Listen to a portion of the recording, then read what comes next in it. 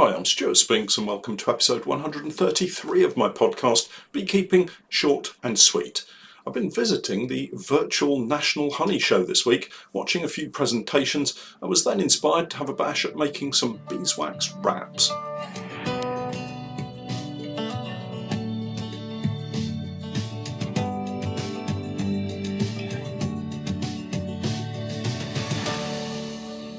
Beekeeping Short and Sweet, a beekeeping podcast for the inquisitive beekeeper with a short attention span. A beekeeper, in fact, just like me. I'm grateful to Honeypore Hives for sponsoring in part our podcast for this season. Honeypore Hives, as I'm sure you're aware, are poly Langstroth hives, and we're setting up an apiary full of their hives this season, courtesy of Honeypore. Check out their range of hives and other equipment on their website, and I'll leave links to all of the websites in the show notes as usual. Honeypore Hives, designed by beekeepers for beekeepers.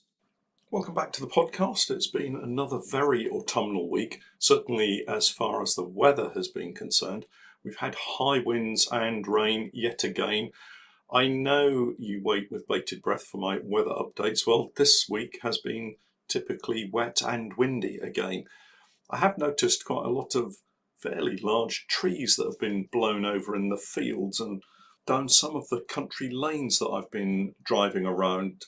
Just a couple of days ago, I was driving around in search of more oilseed rape sites and saw a couple of separate farms where the tractors and chainsaws were out, so it must have been fairly bad. Some fairly large old oak trees look to have been blown over. This week I've put together a few different topics to discuss and update you on. Nothing major really, some fairly exciting plans and some long overdue. Firstly, my virtual visit to the National Honey Show. It was quite interesting. There were not as many speakers as I had expected, to be honest, so the choice was fairly limited. At least that's what I found. Maybe 4 virtual events each day and some topics that I wasn't really interested in. That said, it appears the organisers made good use of the technology, and the talks and demonstrations I did see went without major incident, apart from the point that my phone froze and the speaker on the TV did exactly the same thing. I was using my mobile phone to watch the videos by casting it to my TV to get a nice large image, and for the most part it worked really well. The opening speaker was Mike Palmer from America, who I guess a lot of you will know through his previous talks and also on YouTube. And he talked us through his beekeeping year. I've watched Mike's presentations previously, and if you're not familiar with his operation, it's really worth seeking out his presentations from previous years. I really enjoyed the skep making demonstration by a gent called Chris Park. I'm not familiar with Chris, but it was set outside in his garden, obviously pre-recorded, and he gave a demonstration of how he makes skeps and talked about the practical ways you can make a skep yourself. There was just enough information to get you excited about making a skep, but not quite enough to prevent you from needing to book a course with him, I suspect. It was excellent, and if I had the time, I'd love to sit quietly at the unit making a few skeps to try out next season. The biggest issue, as I saw it, is we're losing the skills to be able to make these things, as you can pop online and buy a skep for around £30 these days, so why on earth would you spend hours making one? And if you thought it would be nice to produce some skeps to sell, I'm not sure a long weekend of skep making would make you more than £100 at most. So not really an income generator. I think Chris's demonstration was my favourite of all the videos that I watched. And yes, I am tempted to grab some straw and have a go, but will I have the time? I don't know. There were also lectures on how to make beeswax wraps and soap. The beeswax wraps demonstration by Gwyn Marsh showed just how simple it can be to make a small change to remove plastic from part of your day-to-day lifestyle without too much work. I'm really keen to give it a go, and although there's a little preparation required, the actual time it takes to make the wraps is a lot less than that of making a skep, so who knows, I may even have found another product to add to the website. So I managed 3 talks or demonstrations and thoroughly enjoyed them. I didn't and probably won't ever enter the honey competition, but I know that Katie's keen to compete, so I'm going to see how she gets on, and I'll report back once she's got the Champion Honey of the Year award. I really wouldn't put it past her. She's super competitive, so all you old hands out there that submit your honey to be judged, be warned. Next year there's likely to be a new kid on the block. If the social distancing restrictions continue, who knows, the show could be online again next year, so fingers crossed they'll expand the number of speakers and range of topics. I would like to have seen mead making on the list of topics. Now that would have got me watching. I checked on the demijohns again this week, and I think the coolness in the unit has allowed the mead to start to clear quite quickly. The sediment has formed again on the bottom of one of the demijohns, and there's a strange floating sediment in the other. I'm not exactly sure what's caused it, but I'll do some reading and phone a friend, as they say, to get some advice and report back. Do let me know if you've had a bash at mead making. I'd love to know how you're getting on. It's looking like I'll be making some more mead in the next week, as I've just tested out the sump and pump as I talked about last week. Everything went really well. The sump took a full 8 buckets of honey with room to spare. Confession time, I forgot to take the measurements to work out the volume of the sump, but the 8 buckets were enough to fill my 100 kilo settling tank to the very top. So from that, it's easy to see I'm going to need either a bigger tank or more buckets for next year. I was really pleased to find that the pump was running as quiet as I could ever have wished. It seems that when you run warm honey through it, there's a quietening effect, and I think it's going to be really helpful to have the sump and pump running when we extract next season. It'll take a lot of pressure off lifting buckets and shifting honey by hand, and should allow me to uncap and extract a lot more boxes. Changing topic completely, I really have to get my head around finishing my online microscopy course. I've been trying to put together a beginner's introduction to microscopy, all the basics, so that anyone who's got no experience with a microscope would be able to follow the course and be able to produce a reasonably good quality pollen slide at the end of it, and understand how to use a microscope to produce a well-resolved image of the slide. Most of the course is finished. I just need to complete the introductory section and it should be ready to launch. If you've not ever had an opportunity to use a microscope to check your pollen samples, you just don't know what you're missing. There's a real sense of understanding when you work through a sample of honey, settle out the pollen and get it on a slide to view through your microscope. It sometimes feels like a, oh, of course kind of moment when you realise you're looking at maybe blackberry pollen, or maybe it's sweet chestnut, and you can picture exactly where your bees are and where they would have been foraging.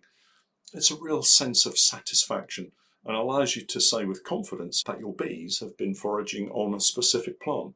Of course, it's not just pollen identification that you can use the microscope for, and in the past I've posted videos showing disease identification such as nosema and dissection techniques such as the acarine mite detection. So I need to press on and get that course finished before moving on to more detailed demonstrations of dissection and disease recognition. Pollen slides are a great way to get into microscopy with little knowledge, and then once you're hooked, you'll wonder why you didn't do it sooner. Look out for the details in the coming week. In other news, I'm back working on the Ranger this week. That's the Ford Ranger, of course. This time it's a replacement front bumper. The original one has become so badly corroded that the chrome finish has given way to pockets of rust, and in some places it's even started to develop holes you can push your fingers into. I did ask a local garage if they'd do it, but they want around £125 to fit it, which seems like quite a lot to me. A quick message to my brother, and it seems we, or rather he, feels we have the tools and the technical ability to do it between us. Now, I probably sound a little apprehensive here, but I just know how these things go. Rusty nuts and bolts that won't shift, bashed knuckles and bumped heads. £125 is starting to sound like good value. It's too late now, though. I've committed to giving it a try this weekend, so with any luck, there'll be a couple of pictures posted on social media showing the end result, be it good or bad. Thank you everyone for your positive response to the idea of Zoom meetings. It seems like there could be quite an uptake of places, so I'll post some details in the next week with some further details. I'm thinking to start with, we'll have a kind of questions and answers session with anyone who has a burning challenge or question to submit it to me beforehand, so I can get some control over the timetable and make sure that everyone gets a chance to ask a question and hopefully get an answer. From what I've learned, the free Zoom accounts can only last for 40 minutes, so I'm going to have to invest in a paid account to give us plenty of time to get through the session without rushing. Because the demand is so high, the initial Zoom sessions will be available to the Coaching Plus tier, and as I get more familiar with what I'm able to do with Zoom, I'll see if I can set up some presentation-style webinar type formats to hopefully entertain over these coming winter months. Look out for details on Patreon and social media in the coming days. Back at the workshop, we're progressing with the cleaning. Most of the feeders are now washed and stored ready for next time. I popped over last Saturday, but Pete was out, so I dropped off another stack of hive parts that need cleaning, particularly queen excluders, and I just wanted to mention these specifically. I know a lot of people don't use queen excluders, and that's fine, but I also know more probably do use them rather than not, myself included. This partially follows on from watching Mike Palmer's talk at the virtual honey show last week. He doesn't use queen excluders. Firstly, if you have used queen excluders this season, make sure you've removed them by now. If you haven't, there may be a window of opportunity this weekend as the temperature here in the UK seems to be increasing for a couple of days. This is particularly important if you've left a super on the hive as extra food for the colony. I've spoken about this before, but I've had a couple of questions relating to this week, so it's worth a little reminder. If your hive is set up as a single brood and you have floor, brood box, queen excluder, crown board and roof, then you can get away with that. I don't know why anyone would leave a queen excluder on a hive if you don't have boxes above it, but well, this is beekeeping and beekeepers do some strange things sometimes. Removing the queen excluder means you're able to clean it ready for next season, and also it removes those nooks and crannies that pests such as wax moth can hide in. If you have a brood box with an additional box, maybe a super above or below, then leaving the queen excluder in between the two boxes is likely to be problematic, in that if the cluster of bees moves either up or down, it's possible for a queen to become isolated away from the main body of the cluster and potentially die of the cold. In practice, I've never heard of this happening, and as I remove my queen excluders, it's not something that I'm going to experience with my colonies.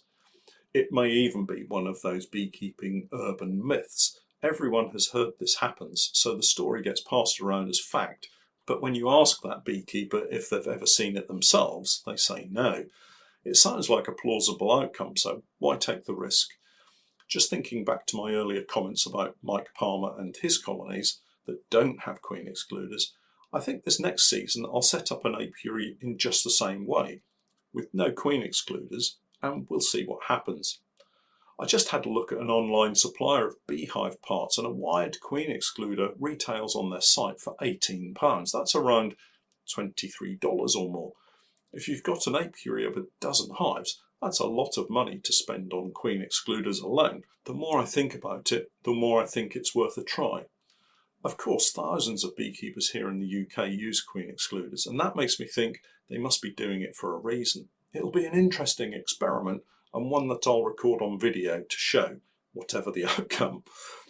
Finally, if you're not a subscriber to my Patreon page, then you'll be listening to this in late November.